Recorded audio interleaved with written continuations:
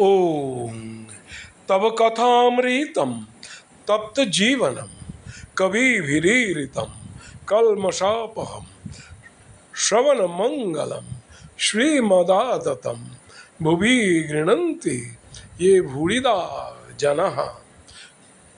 শ্রীম কথিত শ্রী শ্রীরামকৃষ্ণ কথামৃত পাঠ। শ্রীরামকৃষ্ণ দক্ষিণেশ্বর মন্দিরে সপ্তম পরিচ্ছেদ আজ পাঠ করব। গোস্বামী সঙ্গে সর্বধর্ম সমন্বয় প্রসঙ্গে। আর এরপর ঠাকুর শ্রীরামকৃষ্ণ ছোট খাটটিতে বিশ্রাম করতেছেন। ঘরে লোকের ভিড় বাড়িতেছে, বাহিরের বারান্দাগুলিও লোকে পরিপূর্ণ। ঘরের মধ্যে ভক্তেরা মেঝেতে বসে আছেন ও ঠাকুরের দিকে এক দৃষ্টে চাহিয়া আছেন। কেদার, সুরেশ, রাম, মনমোহন, গিরীন্দ্র, রাখাল, ভবনাথ, মাস্টার ইত্যাদি অনেকে ঘরে উপস্থিত। রাখালের বাপ আসিয়াছেন, তিনিও ওই ঘরে বসে আছেন। একটি বৈষ্ণব গোস্বামীও এই ঘরে উপবিষ্ট। ঠাকুর তাহাকে সম্বোধন করিয়া কথা কহিতেছেন। গোস্বামীদের দেখিলেই ঠাকুর মস্তক অবনত করিয়া প্রণাম করিতেন।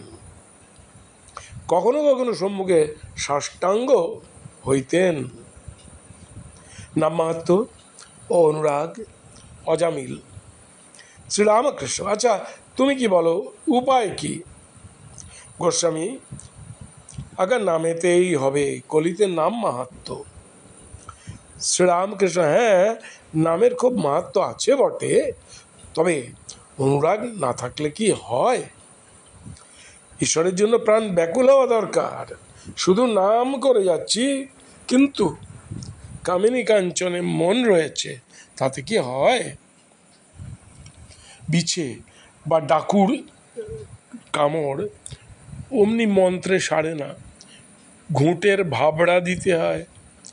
গোস্বামী: তাহলে অজামিল? অজামিল মহাপাতকী। এমন পাপ নাই যা সে করে নাই, কিন্তু মরবার সময় নারায়ণ বলে ছেলেকে ডাকতে উদ্ধার হয়ে গেল। শ্রীরামকৃষ্ণ: হয়তো অজামিলের পূর্বজন্মে অনেক কর্ম করা ছিল, আর আছে যে সে পরে তপস্যা করেছিল।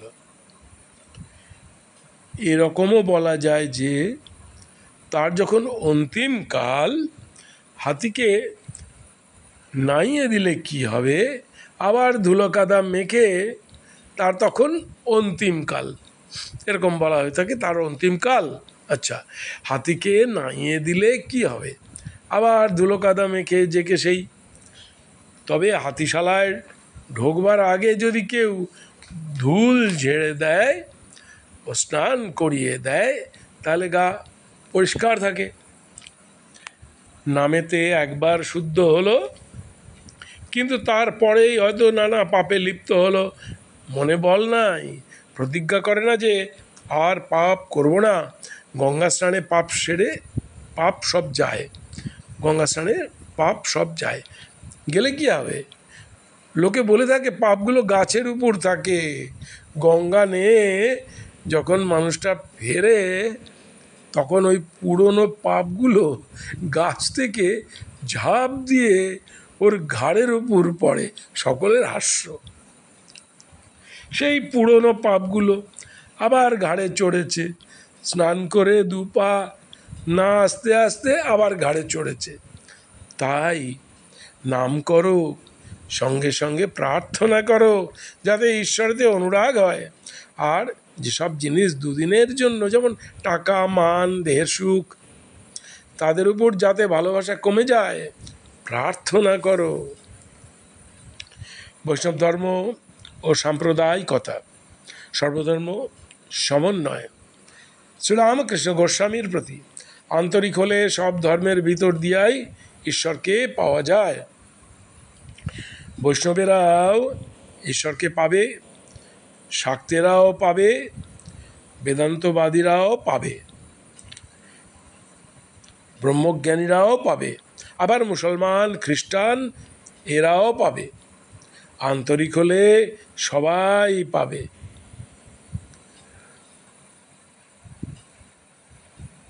কেউ কেউ ঝগড়া করে বসে, তারা বলে আমাদের শ্রীকৃষ্ণকে না বুঝলে কিছুই হবে না।